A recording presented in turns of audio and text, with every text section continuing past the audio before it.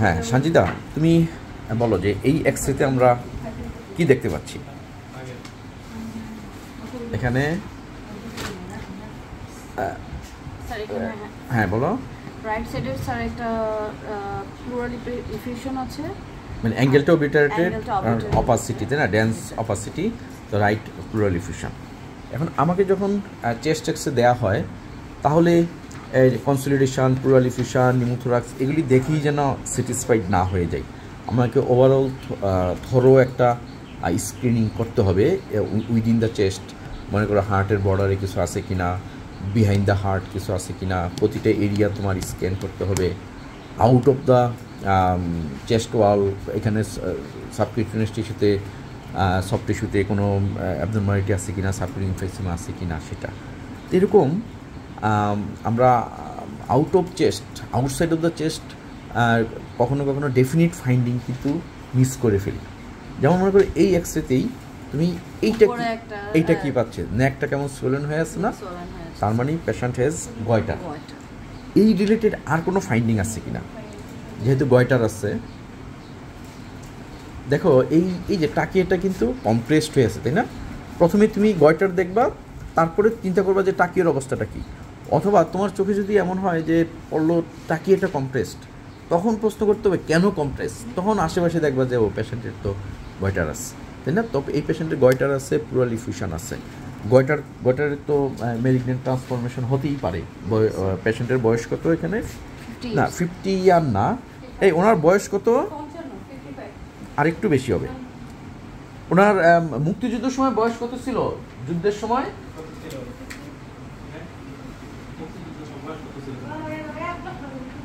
তখন 1 বছর ছিল, তো ধরো 56, হ্যাঁ 55, 56।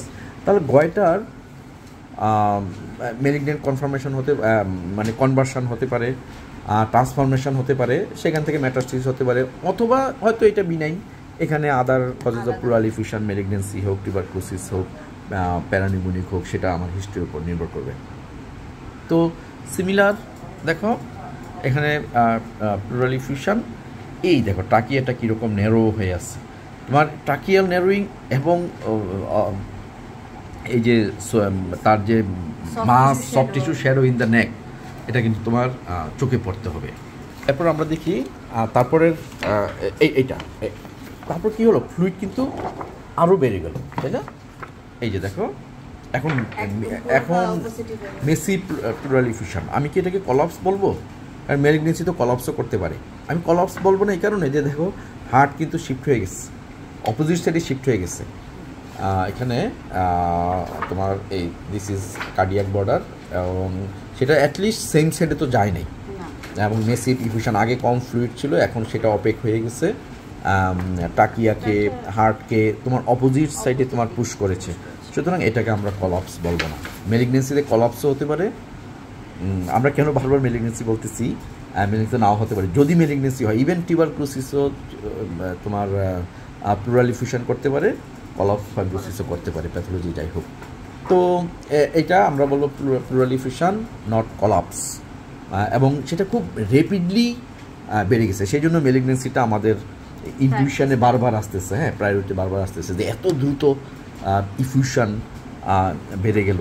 এত দ্রুত যদি তোমার একটা কনসলিডেশন বেড়ে যেত, লাং অপাসিটি বেড়ে যেত, আমরা ইনফেক্টিভ চিন্তা করতাম প্রথমে, হ্যাঁ। কিন্তু যখন ফ্লুইড খুব র্যাপিডলি জমে, মেলিগন্যান্সিটা চিন্তা করি, তারপরও সম্ভব একটা নিউমোনিয়াতে হওয়া সম্ভব।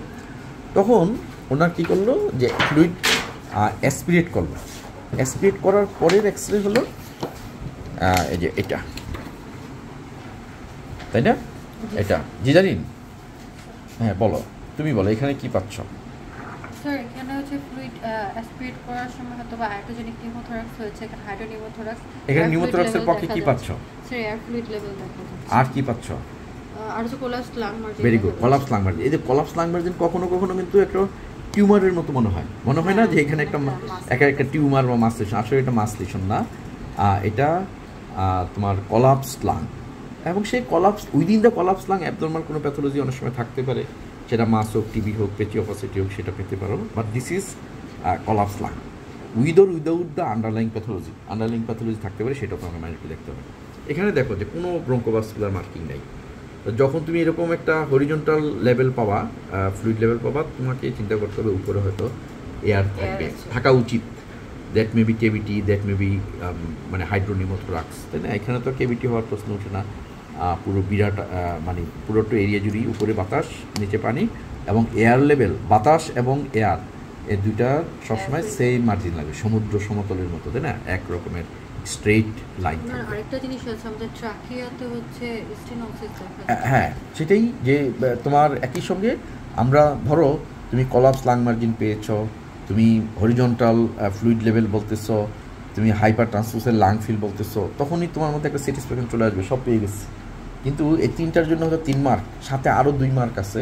সেটা একটা হলো যে টাকিয়াটা তোমার কম্প্রেসড এবং গয়টার আছে, তাই না? এখন পরীক্ষা তো বেশি ফ্যাক্টর, রিয়েল লাইফে গিয়েও তো তোমাকে তুমি যেটা মিস করো তাহলে তো হবে না। এখানে টাকিয়া ন্যারো আছে, কেন এটা কি করব আমরা, কেন সেটা হলো